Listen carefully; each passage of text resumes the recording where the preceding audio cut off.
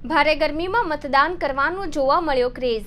લોકસભાની સામાન્ય ચૂંટણીના મહાપર્વ નિમિત્તે આજરોજ વહેલી સવારથી સુરત શહેરમાં સુરતીઓએ મતદાન માટે લાઈનો લગાવી હતી।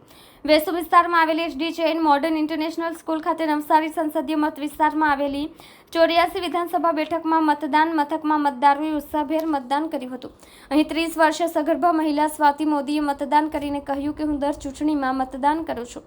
સ્વાતિબેનની 6 માસની સગર્ભાવસ્થા હોવા છતાં પરિવાર સાથે મતદાન કરવા આવ્યા હતા।